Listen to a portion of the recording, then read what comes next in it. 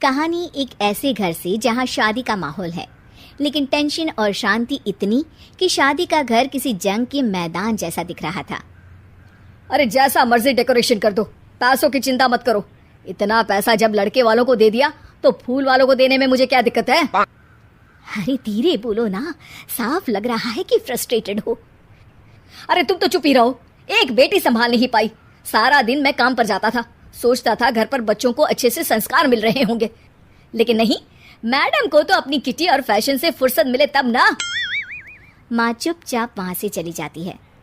समझ में नहीं आता कि आखिर शर्मा खानदान में हो क्या रहा है। कल तक चिड़िया सी फुदकने वाली शीना की शादी यूं अचानक एक मोटे काले लड़के से क्यों हो रही है? शीना कमरे में हाथ में गुड़िया लिए बोलती है, मेरे साथ जो हो रहा है ठीक हो रहा है। तुम तो सब जानती हो, साहिल मेरे लिए भगवान है। अब जब वो ही नहीं मिला तो फिर कोई भी हो, जिंदगी ही तो जीनी है, जी लेंगे। बाहर शीना की बुआ किसी से बात करती है। अरे मोटा नहीं, उसे तो खाते पीते घर का कहते हैं। अब ओबेरॉय का नाम भी किसी को बताने वाली बात है। उनका इकलौता लड़का तो करोड़ों की सामी तो है ही। अरे हमारी शीना बिटिया तो रानी बनेगी, रानी। इन सब के बीच कहीं कोने पर शीना हाथ में मेहंदी सजाए बैठी थी और आंखों में आंसू सजाए। और वो समय भी आ जाता है जब शीना मंडप के नीचे हाथ में वरमाला लिए खड़ी होती है, लेकिन तभी अफरा तफरी मच जाती है। कोई कहता है, अरे लड़के की माँ को हार्ट अटैक आ गया। अरे अच्छी खासी थी, कैसे हो गया? अरे कहते हैं ना, किसी किसी लड़की के पैर अच्छे नहीं होते, हो सकता है कि मनहूस है ये लड़की। शीना पास खड़ी सब सुन रही थी। फिर शीना अपने कमरे में आ जाती है। शादी ये कहकर नहीं होती कि लड़की मनहूस है। अब लगातार शीना के लिए लड़के देखने आते, लेकिन आस पड़ोस या किसी के कहने पर शादी हर बार टूट जाती। लेकिन एक दिन, अंकल, मैं काफ़ी दिनों से आपसे मिलने की कोशिश कर रहा था, लेकिन हिम्मत नहीं हो पा रही थी। अरे बेटा, हिम्मत तो हमारी टूटी पड़ी है। वैसे कौन हो तुम? अब मेरा नाम साहिल है अंकल। मैं शीना से प्यार करता हूँ और उसी से शादी करना चाहता हूँ।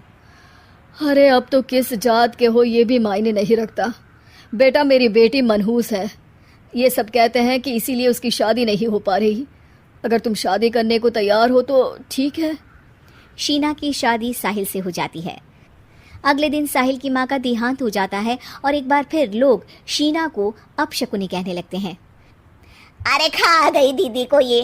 अरे क्या जरूरत थी साहिल किसी मनहूस को घर लाने की? पर बुआ, माँ की तो तबीयत पिछले कई साल से खराब थी। डॉक्टर्स ने जवाब दे दिया था। क्या पता ये भी उनका सौभाग्य हो कि वो बहू का मुंह देख पाई। अरे बहू का मुंह देख पाई, या ये कह लो कि बहू का मुंह देखते ही स्वर्ग लोक सिधार गई। खैर, हमें क्या, घर तुम्हारा है, हम तो चले। अब शीना को खुद पर ही शक होने लगता है कि कहीं सच में वो अपशकुनी तो नहीं। साहिल, हम दोनों की शादी नहीं हुई होती तो अच्छा था। देखो ना, कैसे पहले मेरी शादी टूटती थी और अब तुम्हारी माँ भी। अरे ऐसा कुछ नहीं होता शीना, अपशकुनी वगैरह कुछ नहीं होता। ये सब तो ईश्वर के खेल हैं। वो शादी तुम्हारी इसलिए टूट गई क्योंकि तुमको मेरी पत्नी बनाना था, और माँ का जाना तो तय था।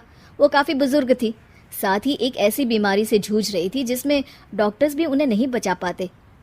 शीना साहिल की बात सुनकर तसल्ली कर लेती है और वहां से चली जाती है। अगले दिन, शीना, अरे ओ शीना। क्या हुआ? उफ, कहीं फिर मेरी वजह से कोई नुकसान?